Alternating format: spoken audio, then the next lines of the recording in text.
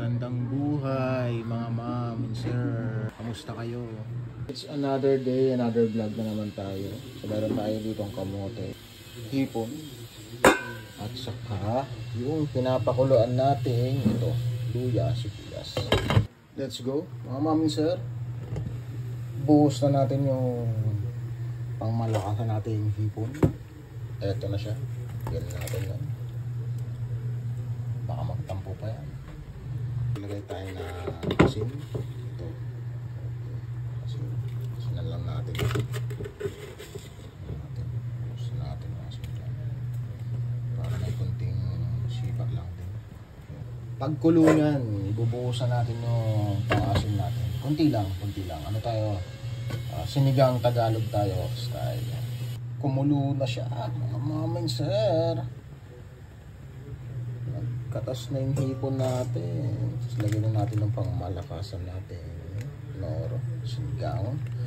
Nor sinigang. Baka naman. Buhusan natin to.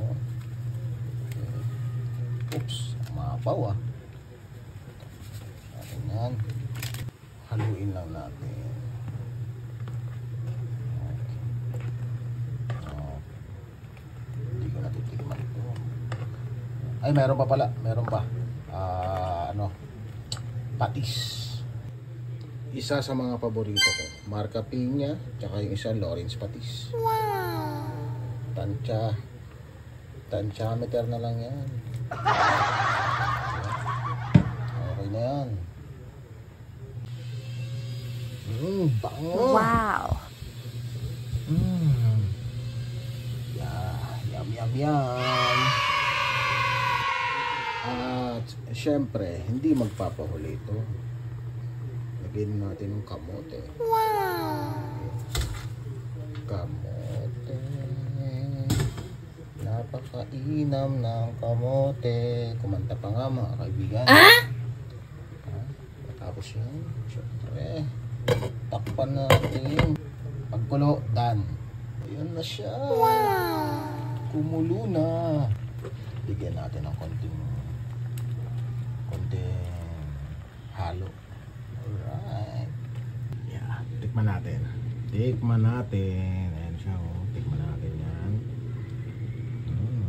Yum yum yum mga sir.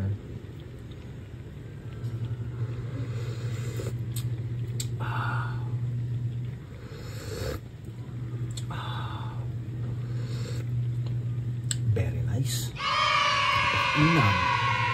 So good. Done na to. Joke balante pala po. Ayun na natin to. Habol natin. Okay. Okay. Ayun na. O, takpan. Tapos, patayin. So good.